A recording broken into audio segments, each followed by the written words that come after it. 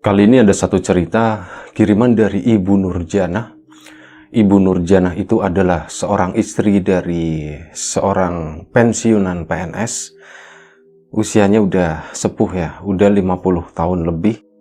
Dan beliau membagikan sebuah cerita yang sesuatu yang horor yang hampir waktu itu kejadiannya itu hampir banget merusak rumah tangganya di usia yang cukup senja. Dan sebelum kita lebih jauh ke dalam cerita, seperti biasa, gue pengen ngucapin banyak-banyak terima kasih buat kawan-kawan subscriber semuanya. Terima kasih buat kawan-kawan yang udah kasih support, udah kasih dukungan. Terima kasih juga buat kawan-kawan yang udah ngasih like, udah nge-share ke yang lainnya. Nggak lupa juga terima kasih banyak buat kawan-kawan yang udah ninggalin komentar, juga kawan-kawan yang udah join jadi membershipnya Lapak Horor. Terima kasih banyak semuanya. Balik ke ceritanya Ibu Nurjanah tadi, atau Ibu Nur ya. Bu Nur waktu itu ya melakukan aktivitas setiap hari karena memang benar-benar ibu rumah tangga. Aktivitasnya pagi belanja, masak-masak, beres-beres rumah, pokoknya mengurus segala urusan yang berhubungan sama rumah. Dan Bu Nur itu punya 2 orang putri. Cuman kedua-duanya itu lagi di luar kota, mereka tuh lagi studi semua, lagi pada kuliah. Yang satu udah hampir lulus, yang satu kayak ya masih semester awal seperti itulah. Jadi Bu Nur dan suaminya namanya Pak Madi itu kayak hidupnya itu cuman berdua doang di rumah tersebut. Rumah yang sebenarnya tergolongnya ya cukup sederhana ya kata Bu Nur. Bukan rumah yang mewah karena mereka itu Bu Nur itu mengakunya bukan orang kaya atau orang pada umumnya aja begitu. Jadi suaminya Pak Madi itu selain beliau itu sebagai seorang PNS yang udah pensiun, Pak Madi itu juga punya usaha sampingan, bisnis lah. Nah sekarang itu kesibukannya lebih ke sana, lebih ke arah itu tadi, ke arah bisnis ya. Waktu itu pada satu kesempatan, pada suatu pagi, entah apa yang sedang terjadi waktu itu, malam harinya itu benar-benar nggak ada sesuatu yang aneh, semuanya itu biasa aja. Bu Nur paginya pun menjalani rutinitas seperti hari-hari sebelumnya. Beliau atau dia begitu ya, pergi ke pasar. Nah sewaktu pulang dari pasar itu, Bu Nur kan naik becak, ngelewatin jalan raya sebelum nanti masuk ke area rumah dia itu. Masih jauh dari rumah, Bu Nur itu lagi naik becak, tiba-tiba papasan dengan sepeda motor. Memang motor itu banyak ya, berseliweran, cuman ada satu yang mengganggu. Bu Nur itu yakin banget itu adalah suaminya Pak Madi. Dia lagi naik motor begini.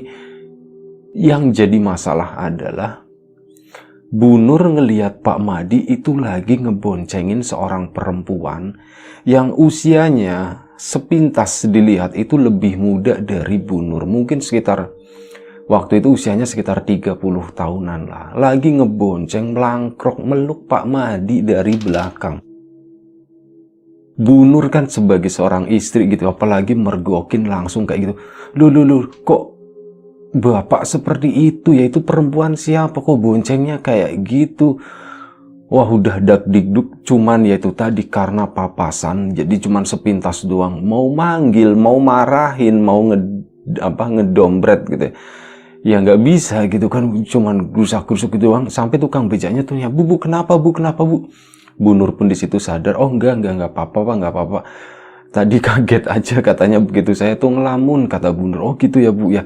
Iya nggak apa-apa Pak, lanjut aja. Akhirnya dilanjutin sampai ke rumah. Ke rumah itu udah bawaannya tuh males gitu, mau masakin orang begituan gitu ya. Maksudnya ngatain Pak Madi udah tua tapi masih kayak gitu. Bentar lagi juga habis gitu kan usianya, maksudnya udah tua. Ya dimaki-maki teruslah suaminya gitu dalam hati, sampai akhirnya beberapa jam kemudian, sekitar tengah hari, Pak Madi pun pulang ke sana. Bu Nur udah menyusun strategi, udah menenangkan diri, udah berpikir secara rasional. Jadi Bu Nur siang itu pun tenang, dibawa tenang aja, seolah-olah nggak terjadi apa-apa. Bu Nur bisa jadi salah berpikir, salah ngelihat atau gimana. Dia pertama yang dilihat begitu Pak Madi pulang itu adalah baju, motor, pokoknya yang sempat ke capture sama Bu Nur tadi. Ini persis enggak. Ternyata sama plek gitu ya. Pak Madi tuh pakai jaket warna hijau tua. Itu termasuk yang jarang katanya. Usia segitu pakai bukan hijau tua ya, hijau tapi agak gelap. Jaketnya hijau, celananya hitam, motornya sama beginian. Itu beneran deh, aku yakin 100% kata Bu Nur itu seperti itu. 100% apa yang aku lihat tadi itu adalah suamiku sama perempuan. Tapi udah aku tahan dulu. Segimanapun Bu Nur berusaha menutupi itu, ya kecium juga gitu. Pak Madi tuh nanya, Bu, kamu kenapa sih Bu, lagi nggak enak badan atau gimana? Ternyata kayak gitu. Memang Bu Nur tuh agak sedikit diem kalau ya karena kesel kali ya. Karena kesel seperti itu, sebisa mungkin nutup-nutupin aktingnya tetap aja ketahuan.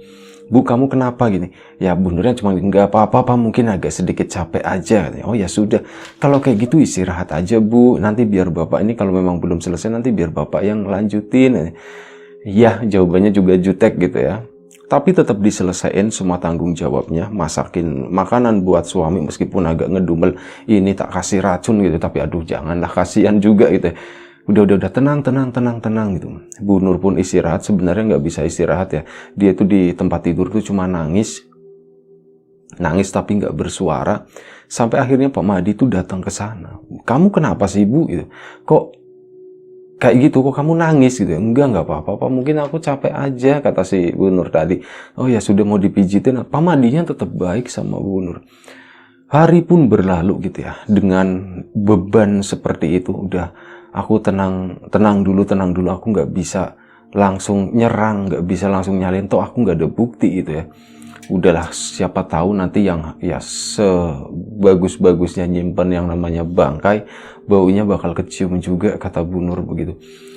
Udah, hari pun berlalu, sekitar 1-2 hari kemudian kayak gitu. Meskipun di hari-hari selanjutnya Bu Nur setiap ke pasar, pergi kemana itu matanya jadi jelalatan nyariin barangkali ngeliat Pak Madi gitu ya.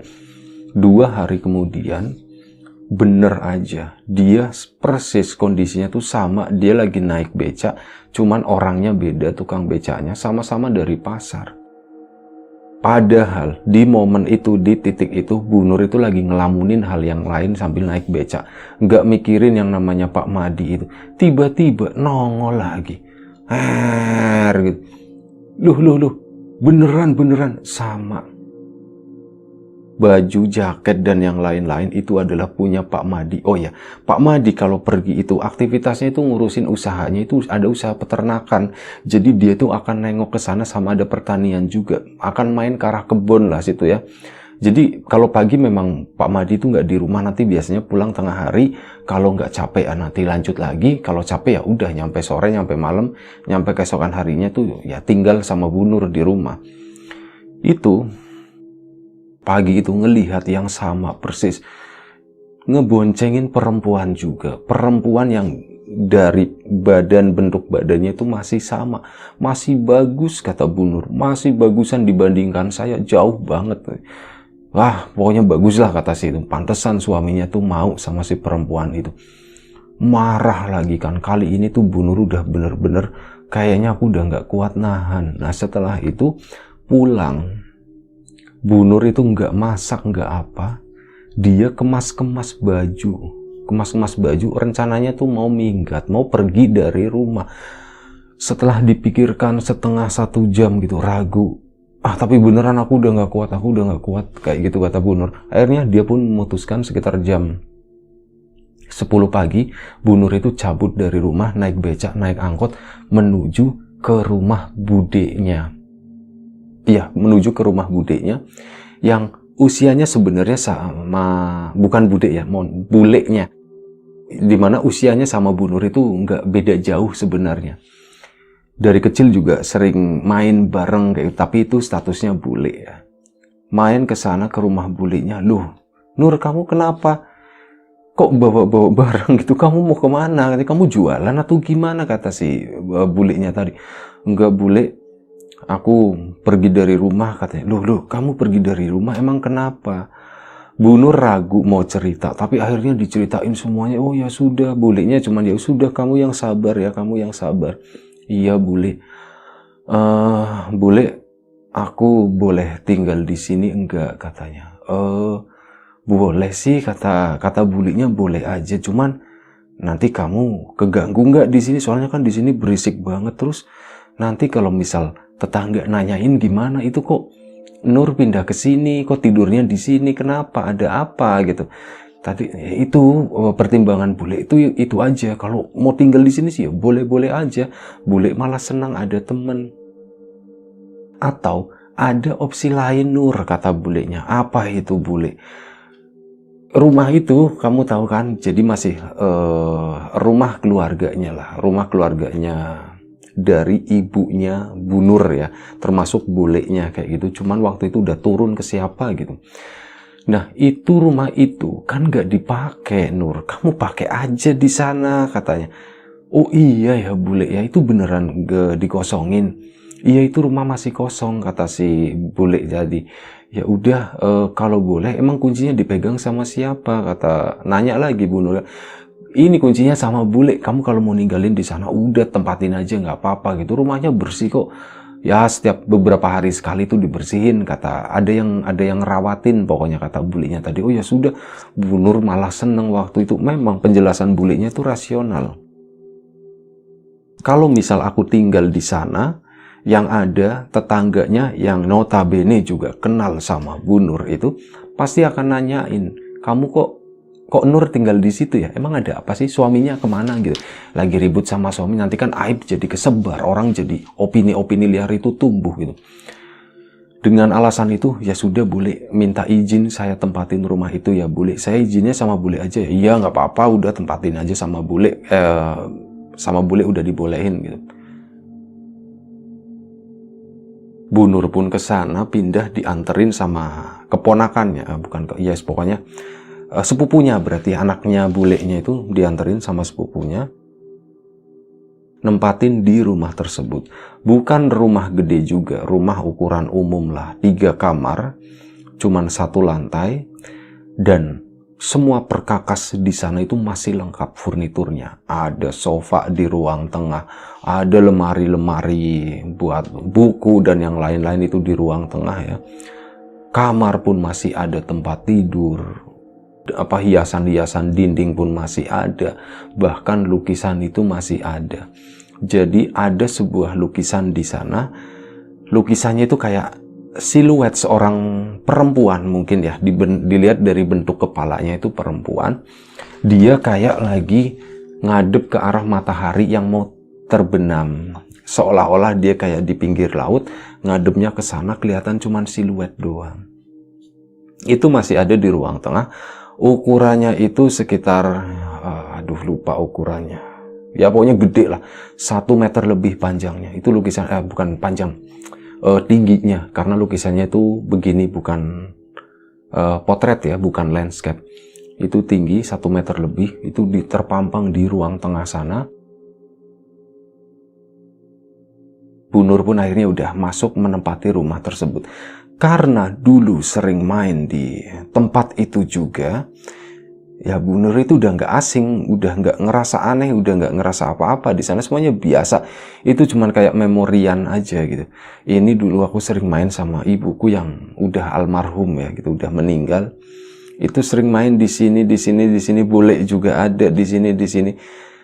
Kebawa ke masa lalu lah, keinget yang dulu-dulu. Sampai akhirnya udah sehari Bu Nur tinggal di malam harinya. Tapi waktu itu Bu Nur belum dapat kabar. Dapat kabar itu keesokan paginya, bulenya itu datang. Nur, Mahdi, suami kamu tadi ke tempatnya bule. Oh ya gitu ya, Bu Nur juga udah tahu, paling nanti dicariin gitu.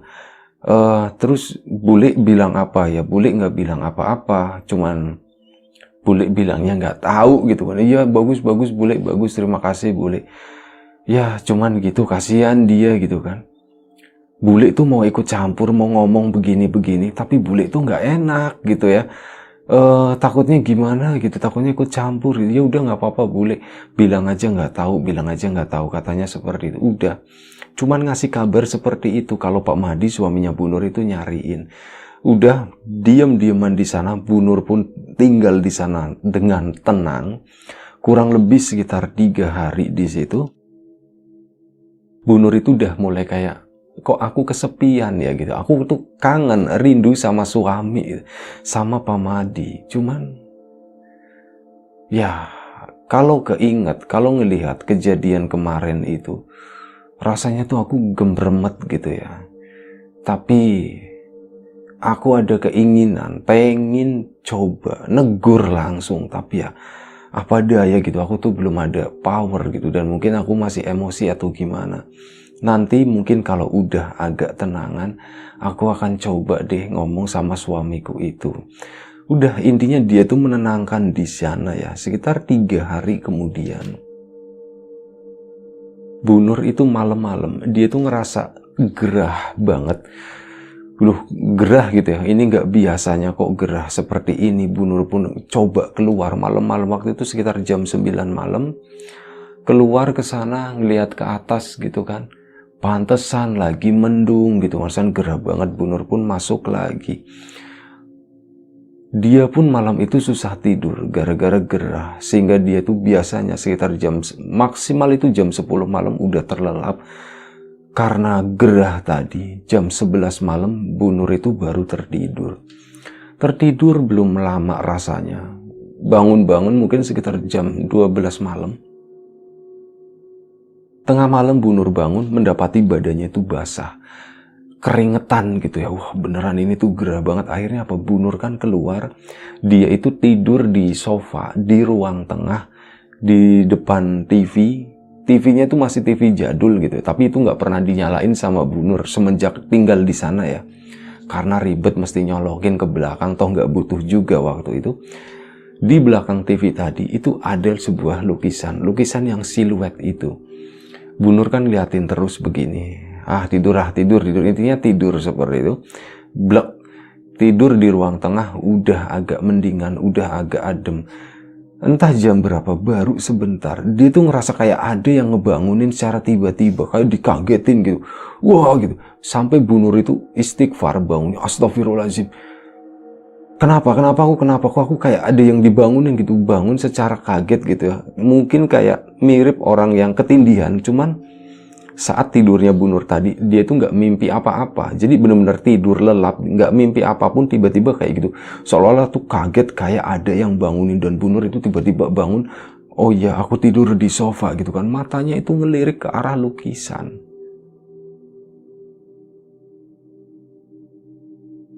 Awalnya ngelihat ke arah lukisan, dia itu ngerasa biasa aja. Set-set begitu kesekian kalinya Bu Nur itu baru ada yang aneh dengan lukisan tersebut. Jadi sosok yang tadinya ngadepnya ke belakang, cuman hitam doang, siluet doang, sekarang posisinya itu udah berubah. Sosok perempuan yang ada dalam lukisan itu udah balik badan begini, ada mukanya, ada matanya. Cuman yang bikin aneh itu adalah mata dari perempuan itu dilukisnya kok jelek banget gitu, kata Bu Nur. Matanya itu dilukisnya tuh cuman bunder gini doang. Memang ada hitamnya, ada putihnya gitu, tapi dilukisnya tuh kayak orang melotot begini. Bu Nur kan ngeliatin terus, ini aku mimpi atau perengasan doang ya, perasaan doang atau gimana, diperhatiin terus begini. Lah. Itu si lukisan itu katanya perasaannya Bu Nur ya. Ini bisa jadi cuman perasaan doang. Yang tadinya diem begini, matanya melotot, awalnya hitam doang kan, ini sekarang jadi ngadep begini. Itu si mulut kok tiba-tiba senyum gitu, makin memanjang ke samping begini, set senyum. Bu Nur kan langsung lompat, astagfirullahaladzim. Dia lompat mundur ke samping, bukan mundur ya, ke samping sofa sana. Pegangan dia bingung, ini bener nggak, dilihatin lagi. Lukisan itu tuh masih senyum, matanya tuh masih melotot. Dan anehnya katanya Bu Nur, dia kesini, biasanya lukisan seperti itu ya, Kalau ada matanya, kita kesini kan lukisan itu suka ngikutin seolah-olah seperti itu. Itu pun yang dialami sama Bu Nur. Dia pindah ke sini, si lukisan tadi kayak seolah-olah nengok gitu. Nengok begini kayak ngikutin Bu Nur kemanapun, sampai akhirnya dia pun harus masuk kamar lagi. Ketakutan lah dia di sana pakai selimut, meskipun gerah waktu itu. Pakai selimut sampai akhirnya Bu Nur itu ya udah nggak berani keluar-keluar lagi dari kamar itu. Dia ketakutan. Ada penyesalan di sana. Ini kalau ada suamiku enak nih, kalau ada Mas Madi enak nih, aku nggak bakalan begini, aku nggak bakalan sendirian, nggak bakalan ketakutan kayak gini. Itu apa, kenapa gitu? Lukisan itu tuh udah ada di sana sejak aku kecil. Kenapa aku baru ngelihat yang seperti itu tuh sekarang? Kata Bu Nur seperti itu. Kenapa? Ya udah akhirnya dia pun di kamar yang intinya malam itu dia pun tertidur lagi gitu. Sampai pagi. Saat bangun pagi, Bu Nur ingat kejadian semalam, dia pun mau ke ruang tengah itu agak sedikit takut. Buka pintu pelan-pelan, cekrek, ngintip dulu lukisannya gitu. Oh, lukisannya udah hitam lagi, udah normal lagi. Akhirnya Bu Nur pun keluar, nggak mau ngeliatin ke arah lukisan, bukain semua korden gitu ya, beresin semuanya, dirapiin lah segala macam, disapuin, aktivitas dan rutinitas seperti biasanya. Sampai sekitar jam 11 siang, ada sebuah suara sepeda motor yang terdengar dari dalam. Datang. Assalamualaikum. Itu adalah suaranya Pak Madi. Waalaikumsalam. Dak dik duk Bu Nur gitu. Ngapain dia kesini? Kok dia bisa nemuin aku? Kok bisa tahu aku di sini? Kata si Pak Madi tadi. Pak Madi, Bu Nur pun akhirnya ngebuka. Mas, kok di sini katanya. Nur, kamu kenapa? Kamu kenapa, Bu? Gitu. Manggilnya Bu ya.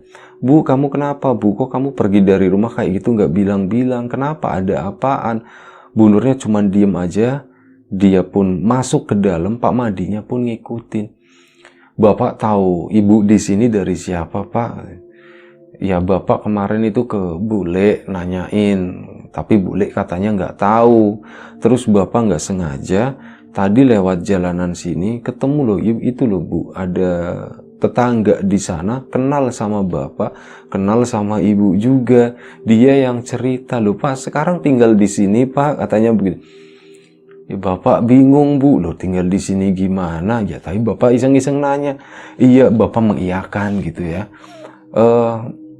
Tahu kami tinggal di sini dari mana? Itu kan Bu Nurnya di situ, sekarang tinggal di situ kan Pak? Oh iya, udah maksudnya kayak gitu, basa-basi doang.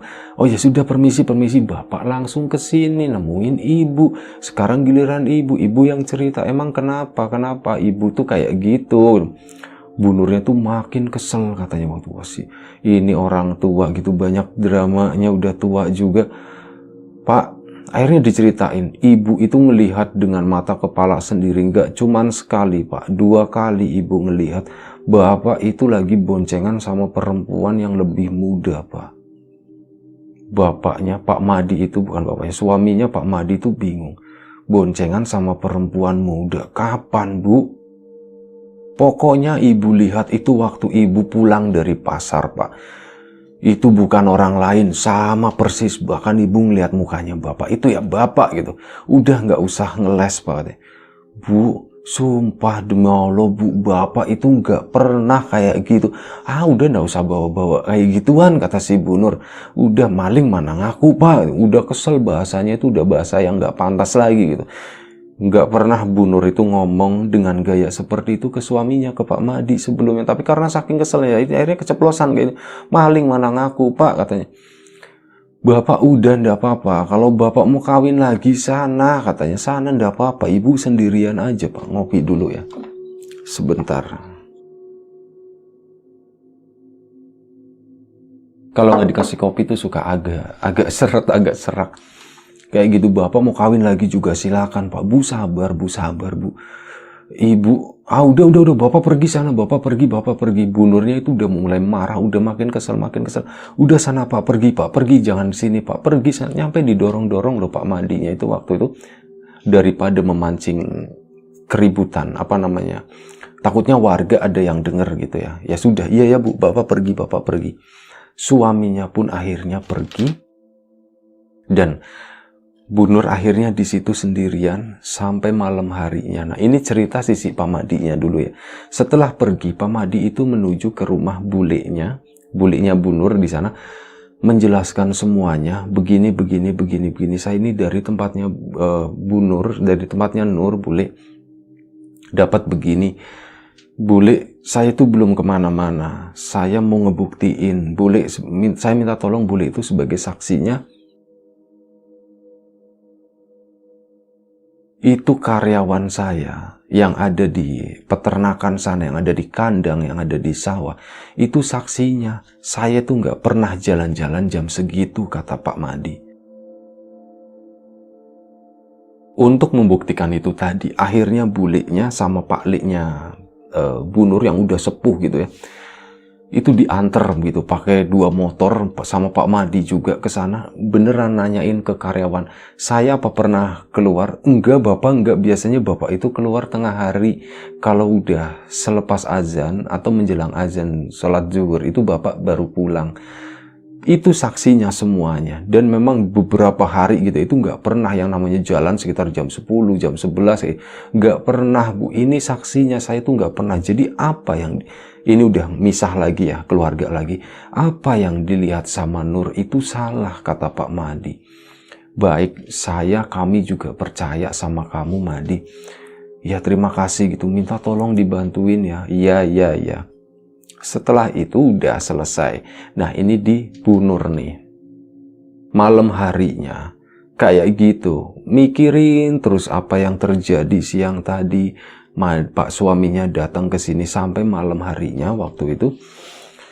Saat pikiran itu udah mulai capek gitu ya, tiba-tiba ada sesuatu yang mengganggu. Dia itu keinget lagi dengan yang lukisan kemarin. Lukisan yang tiba-tiba balik badan sendiri, ini gimana ceritanya? Aku perhatiin, aku coba iseng, mumpung masih sore, waktu itu sekitar baru jam 7, depan rumah juga masih banyak kendaraan lalu lalang gitu. Bukan diambil ya, tapi kayak dideketin, dipegang begini. Enggak kok, ini warnanya hitam normal kasar gitu, ini tuh cat biasa. Mungkin malam itu tuh cuman perasaanku aja kali ya.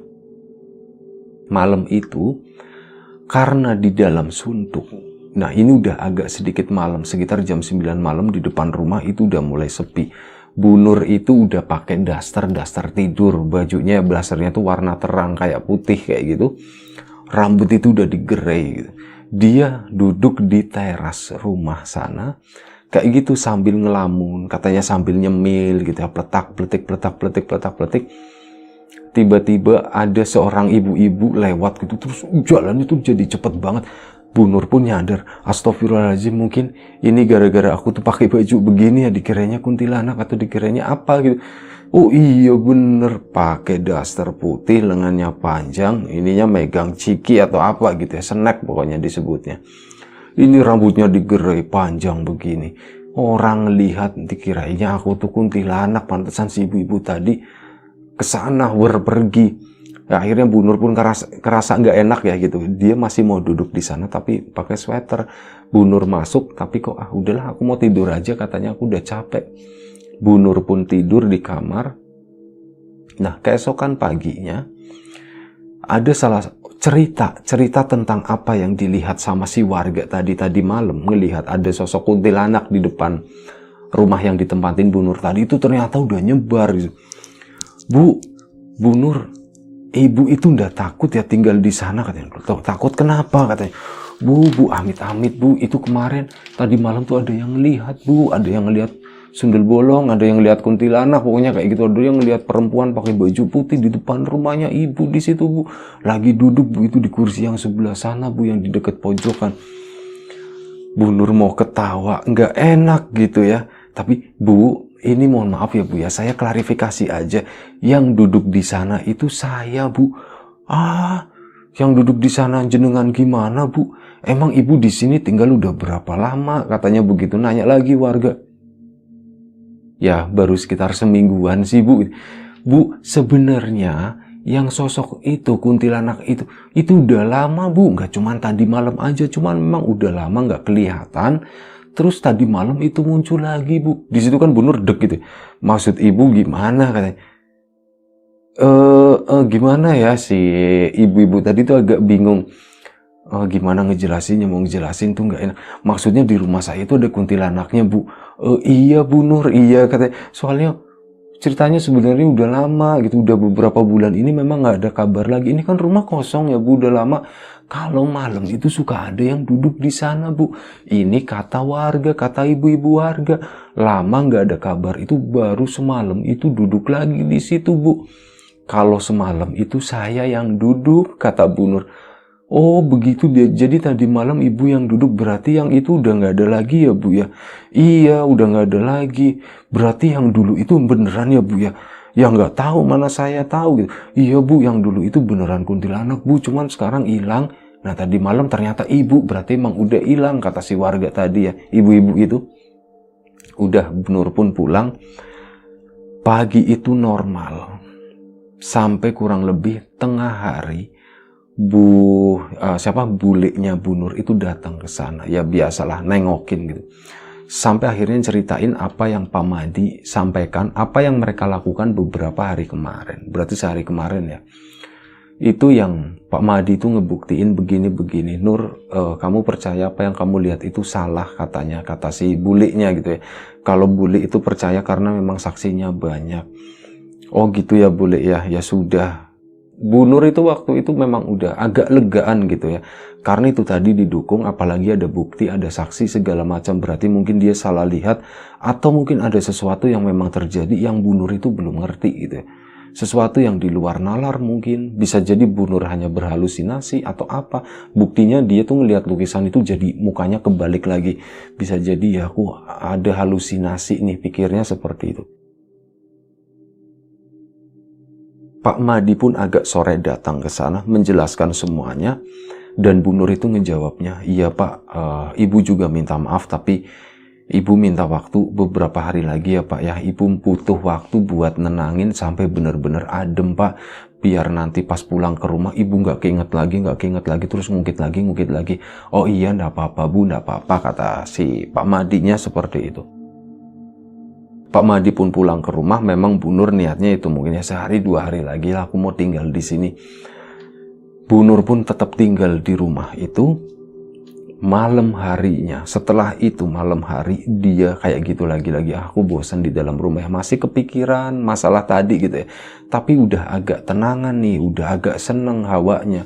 Bu Nur pun keluar rumah, waktu itu udah cukup malam loh, sekitar jam 10:30 malam. Udah bener-bener sepi.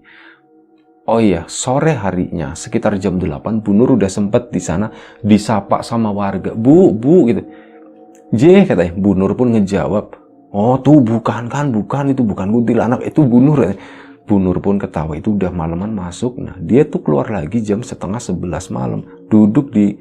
Dia keluar lagi hendak duduk di tempat yang sama, pokoknya di sana.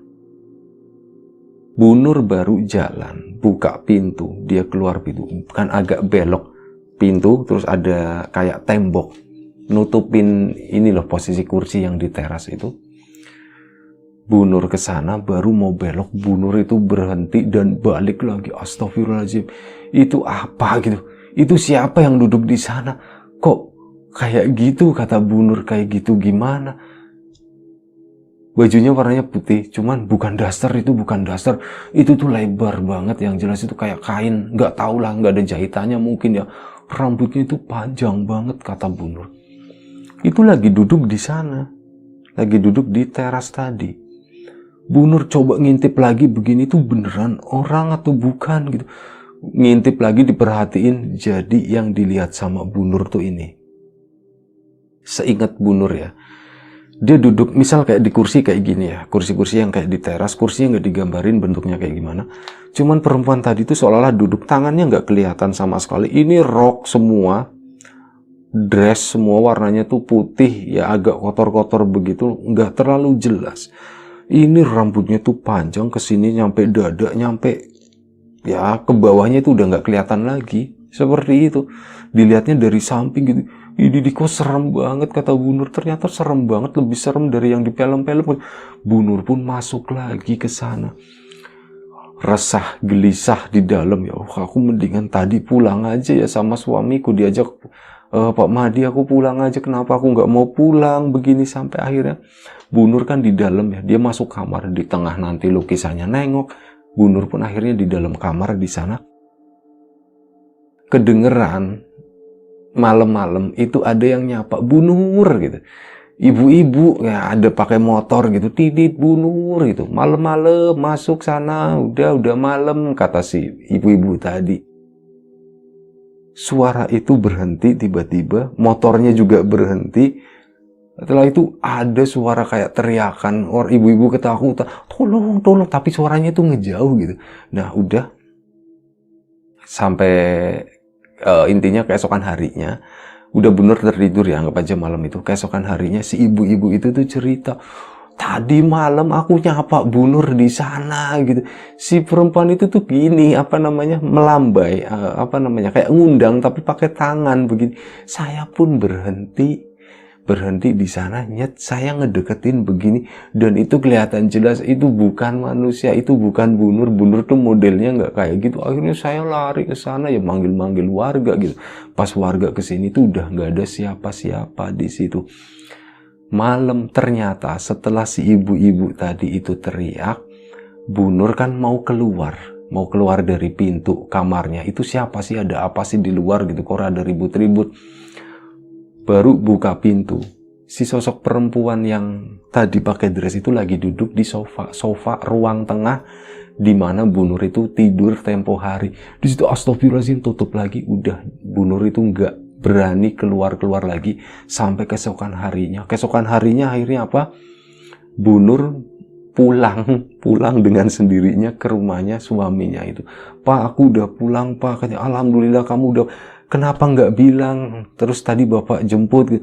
Pak, udah Pak, udahlah, aku cerita aku ngeliat Bapak yang begini-begini itu nggak menarik Pak, lebih menarik cerita ini, kata si Bu Nur tadi. Akhirnya kayak gitu mereka saling cerita sampai akhirnya ya udah, kejadian ini dikompil, dikirim ke Lapak Horor. Kurang lebih seperti itu ceritanya. Mohon maaf, terima kasih Bu Nur dan keluarga yang udah berbagi cerita ini. Mohon maaf misal ada yang kurang, ada yang berlebihan begitu, mohon dimaafkan. Buat kawan-kawan semua di rumah juga, kalau ada sesuatu yang kurang berkenan di mata, di hati, di telinga kawan-kawan semuanya, mohon dimaafkan. Baik, siapapun itu, semoga kita selalu diberi kemudahan dalam hal apapun, termasuk kemudahan dalam hal rezeki. Siapapun sekarang yang lagi sakit, semoga segera diberi kesembuhan. Siapapun sekarang yang masih sehat, semoga tetap dijaga kesehatan. Sekali lagi terima kasih banyak, mohon maaf sebesar-besarnya.